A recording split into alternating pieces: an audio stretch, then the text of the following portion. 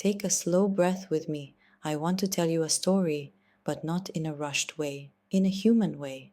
I remember my first anxiety attack so clearly, almost too clearly. In fact, it feels a bit like right now.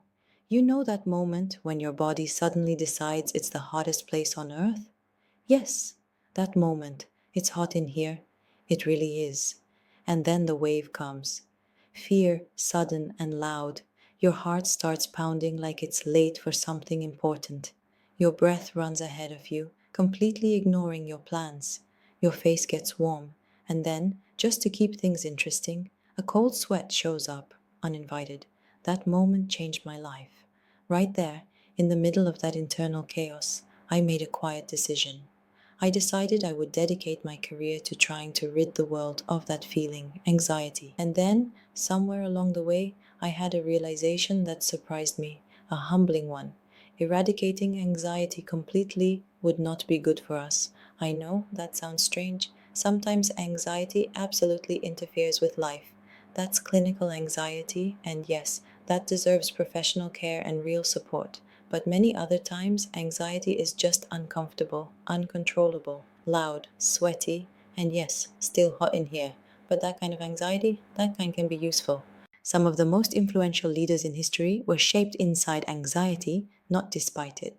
Early in his career, Winston Churchill once froze for 3 full minutes during a speech in the House of Commons. 3 minutes of silence. He didn't run from that fear, he faced it again and again, and he became one of the greatest orators of the 20th century. In the 1990s, after a public failure, Oprah Winfrey tried to quiet her anxiety with food. Instead, she felt emotionally numb for weeks. But inside that discomfort, she learned to release her expectations of success. That lesson helped shape the woman who would later become a global media icon. And then there's Taylor Swift. The first time she sang the national anthem at a football game, she was paralyzed with fear. What she learned was not how to eliminate anxiety, but how to share it. If you listen closely to her music, anxiety is everywhere in it, and somehow she learned to shake it off. Anxiety is an emotion. Like all emotions, it has something to offer. It can build resilience. It can deepen relationships. It can teach us how to let go. I once worked with a woman named Nicole. She had severe health anxiety. Despite clear medical tests, she was convinced she had an aneurysm. Her greatest fear was that her anxiety would spike, her brain would explode, and she would collapse on the spot. Understandably, she began withdrawing from life, and wisely, she asked for help. Nicole faced her fears directly through exposure therapy. She read about aneurysms, watched videos, even visited a neurology ward. Slowly, she built resilience. Eventually, she completed therapy. I was incredibly proud of her. A few years later, my phone rang. Nicole was pregnant. Doctors had found an aneurysm in her unborn baby's brain. I expected her to fall apart. She didn't. She was anxious, of course. Anyone would be. But she stayed present. Her baby needed surgery shortly after birth. She stayed with the fear, and so did he. Today, he is healthy, thriving, and very cute, extremely cute.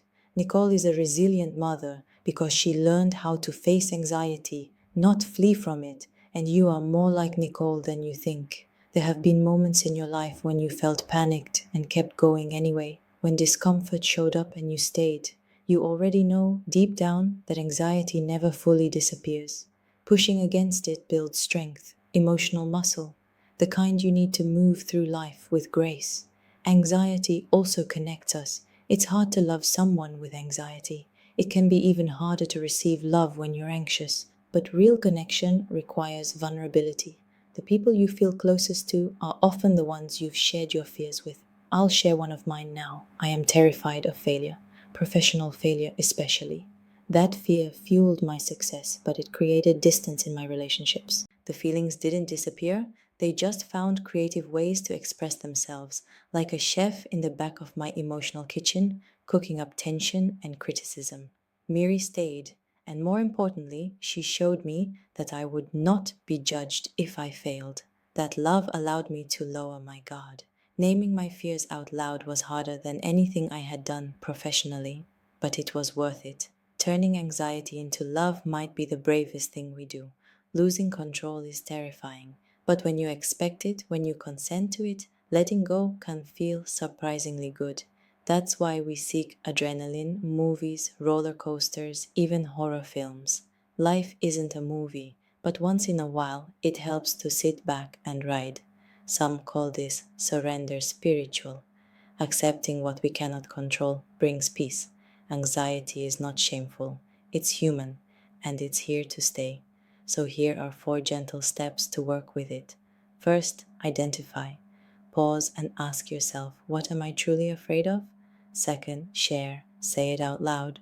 Write it. Send it. Let it be known. Third, embrace. Let anxiety rise and fall. Build resilience through discomfort. And fourth, let go. Admit, even briefly, that you are not fully in control. That release is not weakness, it's freedom. So take another slow breath. Identify, share, embrace, let go. And remember, you're not broken, you're human.